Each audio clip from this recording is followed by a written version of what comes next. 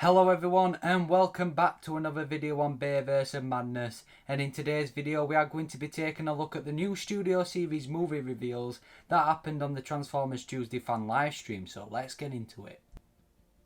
So we had two new Studio Series figures revealed on the Transformers Tuesday livestream. Both figures were from the latest movie Transformers Rise of the Beasts, and those figures included Mirage and Optimus Primal. Now let's start off by taking a look at Mirage. And as people know, this was actually revealed a few months ago when we got the Super Bowl Porsche TV spot, and quite rightly so, faced a lot of backlash. His head looked a lot like Jazz, and the figure itself didn't look like nothing we saw with Mirage in the actual movie. With that being said, it does seem like they've taken that criticism on board and come back with a better, more accurate version, and to Hasbro's credit, they've done quite a decent job with him. They've given him a new head sculpt, which was definitely needed, as well as some additional paint apps here and there.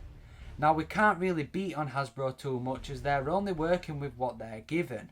And the fact that Mirage didn't look like he could actually transform in the movie, I think they've done a pretty decent job with it. Now although this figure is better and improved, there are obviously some negatives. One of those negatives being the amount of kibble on him. But yet again, I can't really complain given the fact that Mirage basically looked like Age of Extinction and the Last Night style bots. I do like the arm cannon he has and the details such as the thighs, which are actually CGI accurate. I also like the new head sculpt. Now it's not perfect by any means, but definitely a lot better to what we got originally. The details throughout the figure also look very cool, as well as the additional paint apps, which also are interesting. Now here he is compared to the mainline figure, and to be fair, the mainline figure doesn't actually look too bad. But as we know, the mainline figures are based on concept art compared to the Studio Series, where they aim to give us the most accurate representation of that character, so either one could actually work here. I do actually like both figures, so I definitely think this one is down to personal preference, but all in all, I do like the robot mode. Now onto the vehicle mode, and what makes me happy is that this is a fully licensed Porsche car, which is obviously amazing. The details on the car look awesome, and the colour scheme looks very good too. But all in all, Hasbro do knock it out of the park with their alternate modes. Now as we compare it to the mainline reveal, the Studio Series 1 wins without a doubt, but the mainline version is still decent enough. Now as we take a look at his box art, as you can see, he has the same CG render with what he had on his mainline version with that battle mask, and obviously we never saw Mirage use it in the movie itself, so it would have been cool to see a new CG render of a more movie accurate one on the box, but that's just a nitpick. Obviously as we can see on the box, we have the Rise of the Beast logo at the top. Mirage sits nicely just below it, and he will be number 105. Now as we take a look at the back of the box, obviously the typical product shots, and really nice images of Mirage here. I do really like the positioning them used on the back. And there we have something I never thought we'd see, and that's the official licensed Porsche stamp. Obviously he can transform in 25 steps, and we have the usual bio describing a scene he was in the movie.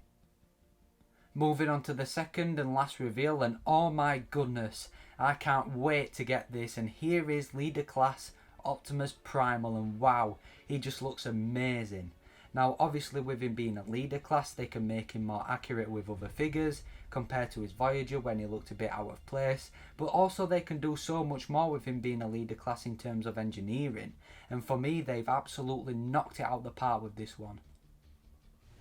So his accessories include the blade chain he uses in the movie, as well as an axe. Now I think that axe is going to be used as an extra for the Studio Series Rise of the Beast Optimus Prime, as that figure only came with his Energon sword, so to have the axe too is absolutely fantastic.